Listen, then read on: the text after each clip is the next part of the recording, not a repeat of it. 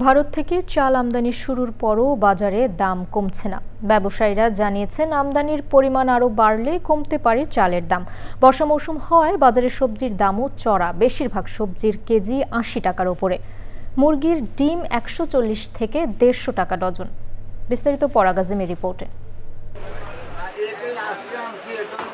কয়েক মাস ধরেই চড়া চালের বাজার। ভারত থেকে আমদানি শুরু হওয়ার পর দাম কিছুটা হলেও কমবে এমন আশা ছিল ক্রেতাদের। তবে বাজারে পরিস্থিতি ভিন্ন। নাজিরশাল চালের দাম এখনও ৮৫ থেকে ৯০ টাকা, মিনিকেট ৮০ টাকা কেজি। ব্রি ২৮ ও ২৯ চালের দাম ৬০ থেকে ৬২ টাকা। চালের দাম কবে কমবে এমন প্রশ্ন ছিল ব্যবসায়ীদের কাছে। এগুলো এই যে ১-২ দিনে ঢুকছে, এটা আমাদের বাংলাদেশে ঢুকছে, এগুলো বর্তমানে দাম আছে ৮০-৮২ টাকা চলতে আছে। যদি মোটামুটি আপনার ইন্ডিয়ান চালটা ঢোকে তখন হয়তো বাজারটা একটু কমতে পারে। আমরা তো আশাবাদী কমার, কিন্তু কমবে কি না, কারণ বাজার তো এখন মিলারদের হাতে। ওরা বলে কি যে এটা আগের কিনা, এই কথা বলে দাম ছাড়ে না, কিন্তু দেখা যায় যদি দাম বাড়ে তখন কিন্তু এখানে আগের কিনাটাকে কিন্তু বেশি দামে বিক্রি করে। বাজারে আটার দামও বেড়েছে। দেশি মসুর ডালের দাম বাড়তির দিকে।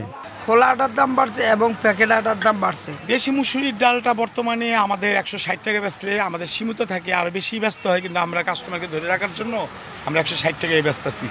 বর্ষাকালে এমনিতেই সবজির দাম বেশি থাকে, তবে এবার আরও বেশি। বেশিরভাগ সবজির দাম ৮০ থেকে ১২০ টাকা।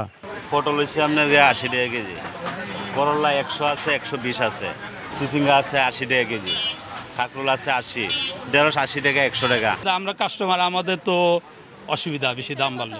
বাড়তি দামে বিক্রি হওয়া ডিমের দাম নতুন করে বাড়েনি, কিছুটা বেড়েছে ব্রয়লার মুরগির দাম। ব্রয়লার খুচরা ১৮০ টাকা, সোনালি এলে ৩২০ টাকা। এখন হয়তো সিজনটা ওই রকমের, তো এখন উৎপাদন একটু কম, এখানে দাম বেশি। নিত্যপণ্যের দামে নজরদারি বাড়ানোর তাগিদ দিয়েছেন ভোক্তারা। পরাগ আজিম, চ্যানেল আই, ঢাকা।